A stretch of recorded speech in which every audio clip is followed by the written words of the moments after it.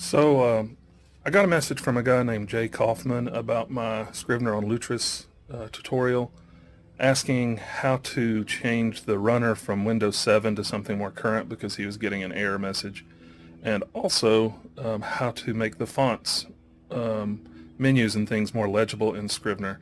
So this is just a quick follow-up to that tutorial to answer those two questions. So stick around and we'll get that solved.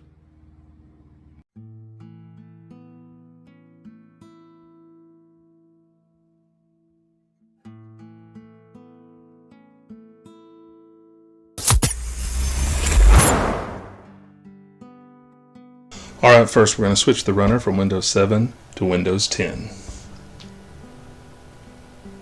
Just open up Lutris.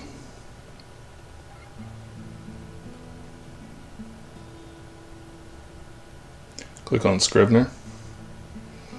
Click this little arrow right here. And click right here.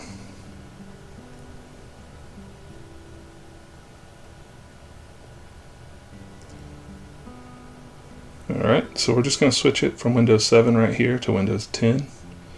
Click Apply, click OK. Now we just need to launch it to verify that Scrivener still works. And hopefully if you were getting an error message about Windows 7 and compatibility, this should hopefully fix that. Alright, looks like it worked for me. But I also got a complaint about this user interface, so let's see if we can fix it. So we're going to click into the same place we went before. Give that a minute to launch. Alright, we're going to click on Graphics. And we're going to change the DPI, so it's set at 96, but just try it on 120, see what it looks like, or try it on 144. One works better for my laptop, the other works better for my desktop.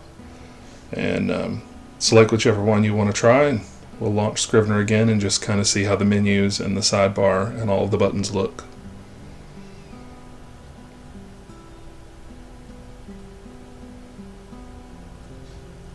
Looks a lot better.